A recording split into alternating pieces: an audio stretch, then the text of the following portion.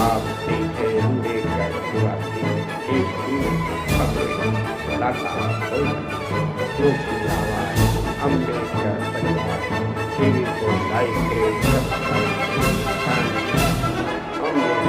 परिवार।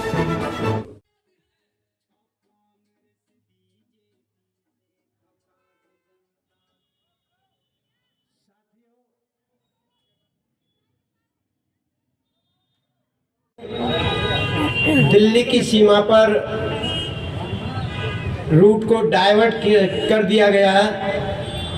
अब वो ISBT की तरफ से आ रहे हैं। थोड़ा सा विलंब हुआ है और यहाँ से तुरंत उनको रिसीव करने के लिए भाई लक्ष्मण सिंह जी पहुंच गए हैं और वो जल्दी ही आपके बीच में पहुंचने वाले हैं। तब तक आप लोगों के सामने मैं अपने कुछ शब्द पेश करूंगा, आप लोग ध्यान से सुने। साथियों, आज इस दिल्ली प्रदेश में एक होड़ लगी हुई है जनता को लोभ और प्रलोभन देने की। आम आदमी पार्टी ने ऐलान किया हम 2100 रुपये देंगे। भाजपा ने ऐलान किया हम 2500 रुपये देंगे और कांग्रेस ने ऐलान किया कि हम 3000 रुपये देंगे। क्या ये बातें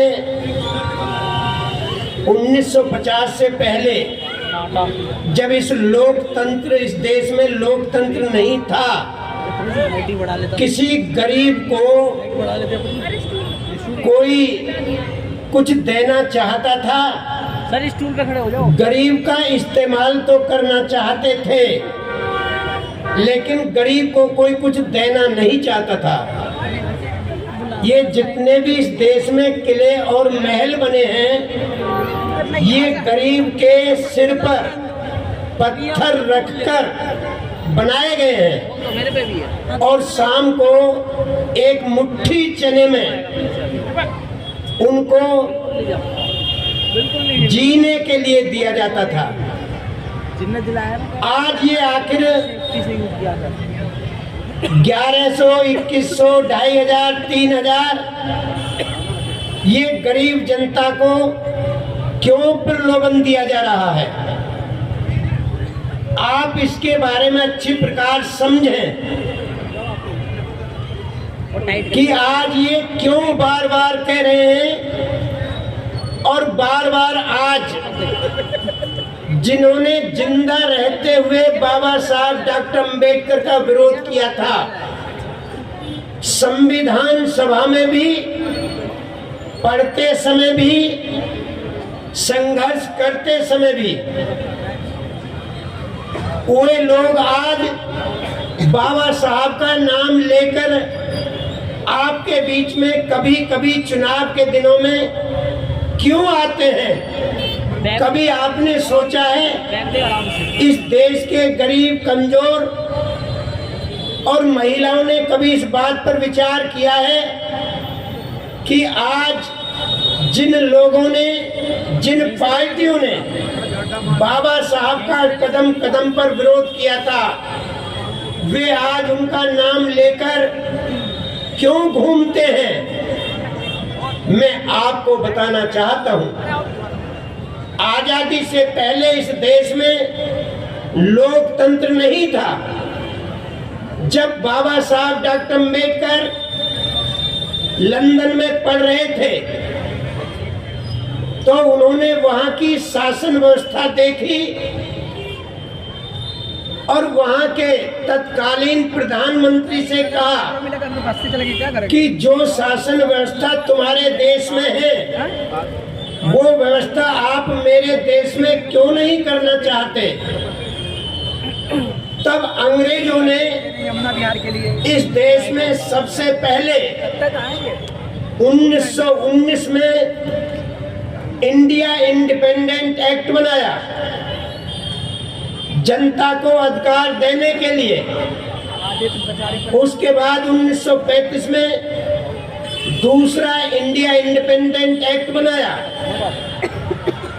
जिसकी सारी बातें बाबा साहब डॉक्टर अम्बेडकर ने जब उन्हें संविधान बनाने का मौका मिला तो उसमें सारी बातें एडजस्ट की। वो कौन सी बातें थी? नंबर 1 कि इस देश के अंदर लोकतंत्र होगा, by the people, of the people, for the people. जनता के द्वारा, जनता का राज, जनता के लिए। बीच में अन्य कोई शक्ति नहीं आएगी। जनता ही मालिक होगी, जनता ही बनाएगी, जनता के लिए बनेगा। और इसके लिए बाबा साहब डॉक्टर अम्बेडकर ने इस देश के नागरिकों को one man one vote, one vote one value का अधिकार दिया। जबकि उस समय इस देश के कांग्रेस के लोग, उस समय के जो अपने आप को पुजारी कहते थे, उन्होंने बाबा साहब का जमकर विरोध किया। बाबा साहब के पुतले जलाए कि डॉक्टर अम्बेडकर इस देश के अंदर इन अनपढ़ लोगों को वोट का अधिकार क्यों देना चाहते हो? महिलाओं को वोट का अधिकार क्यों देना चाहते हो? ये तो घर की इज्जत है। बाबा साहब डॉक्टर अम्बेडकर ने भरे सदन में कांग्रेस के लोगों को लताड़ा और उन्होंने कहा कि तुम इस देश के जनता को अधिकारों से वंचित क्यों करना चाहते हो? आपने इस देश में पढ़ने का अधिकार कब दिया? राजा महाराजाओं ने गरीबों को पढ़ने नहीं दिया। और जहां तक महिलाओं की इज्जत की सवाल है, इस देश के अंदर तुमने महिलाओं को घर के बाहर नहीं निकलने दिया।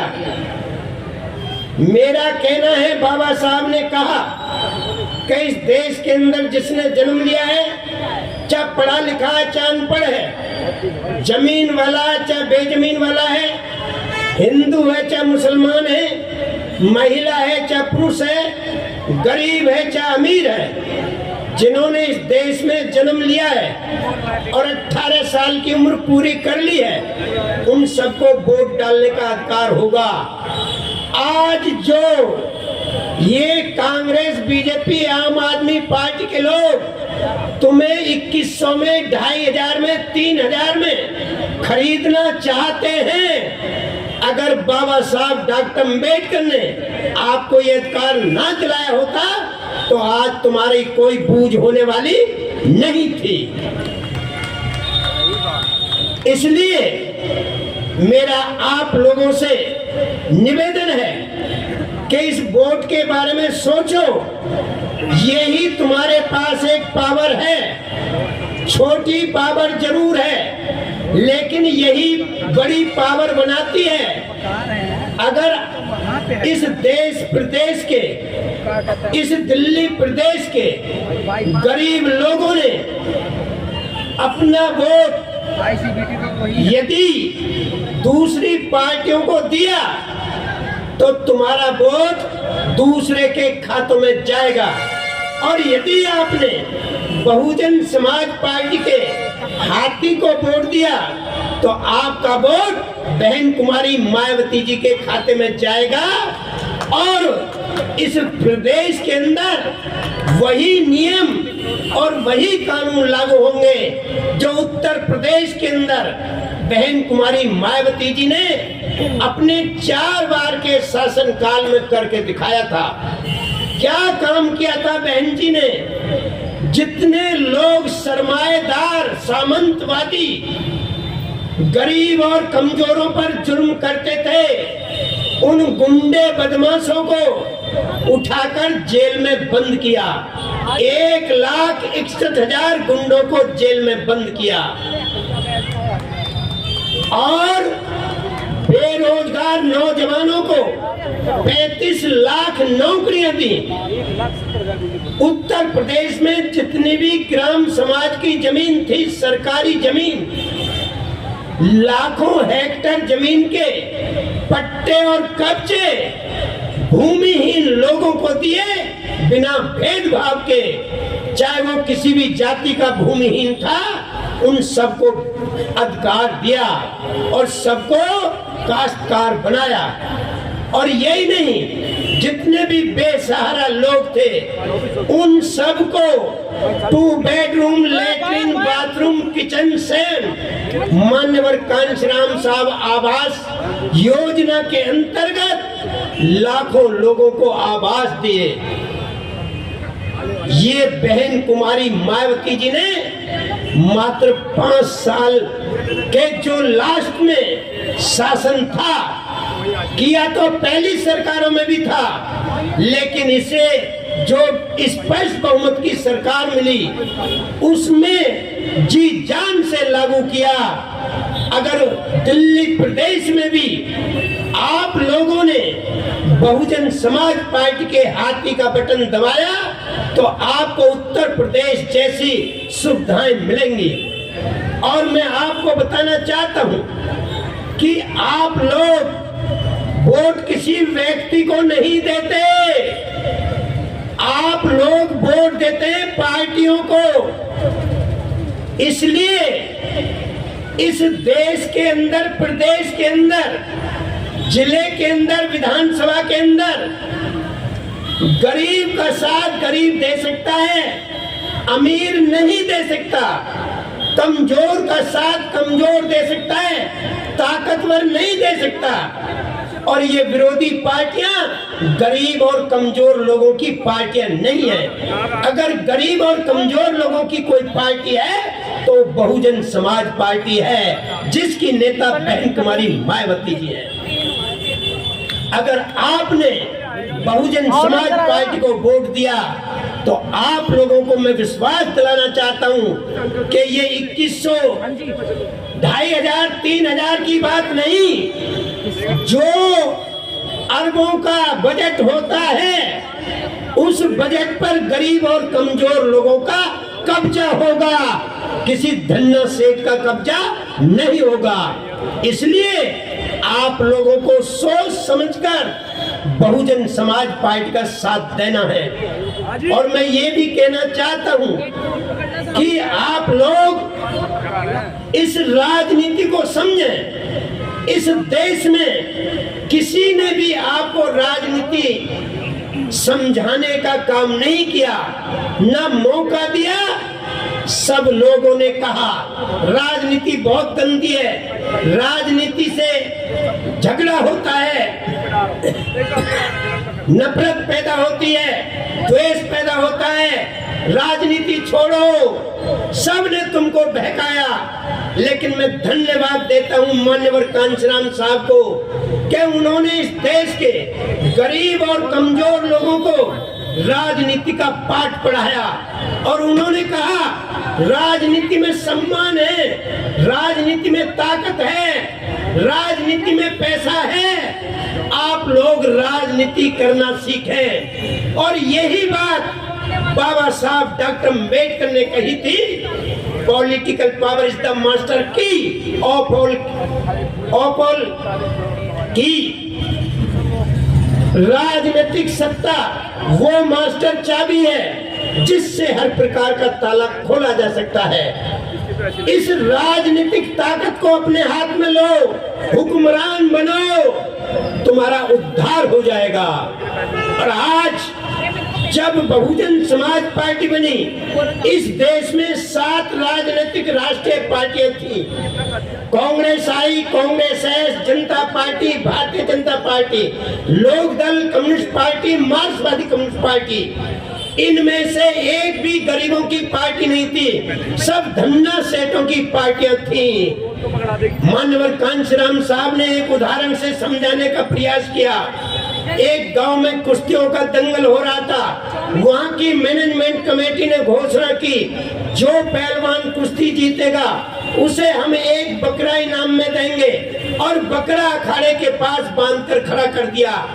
दो पहलवान कुश्ती के लिए मैदान में आते हैं। पहला पहलवान मिट्टी छूकर कहता है, यदि मैं इस कुश्ती को जीत गया तो आज शाम को इस बकरे की बलि चढ़ाऊंगा।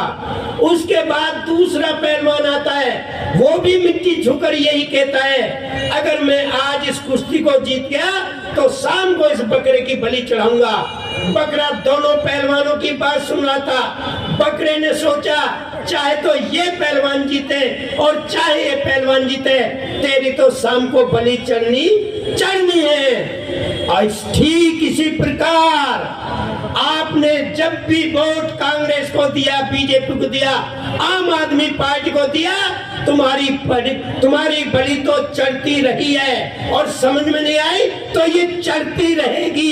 इस बलि से बचना चाहते हो तो हाथी का बटन दबाना ही पड़ेगा आपको, इसके अलावा और कोई रास्ता नहीं है।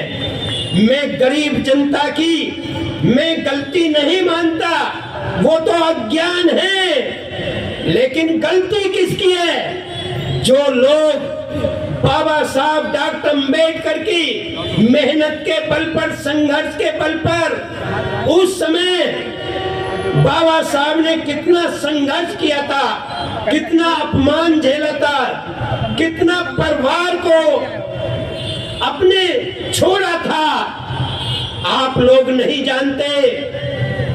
बाबा साहब डॉक्टर अम्बेडकर का उस समय तुम्हारे बुजुर्गों ने साथ नहीं दिया था, लेकिन उसके बाद भी बाबा साहब ने आपको अधिकार दिलाकर, आपको बड़ी बड़ी नौकरियों में बिठाकर, जो लोग आज बड़ी नौकरियों में बैठकर बड़े बड़े मकान बनाकर अपने बच्चों को पढ़ा रहे हैं या पढ़ाया है, उन लोगों से मेरा कहना है, उनसे मेरी शिकायत है कि उन लोगों ने, जिन्होंने बाबा साहब की मेहनत की कमाई पर यहाँ तक पहुंचे हैं, उनका फर्ज बनता था कि वो समाज को जगाए, राजनीति में जगाए, सामाजिक रूप से जगाए, लेकिन उन्होंने अपने फर्ज को नहीं निभाया और वे पालतू तीतर बन गए। पालतू तीतर, कौन से पालतू तीतर? जैसे कोई शिकारी पालतू तीतर पालता है, उसे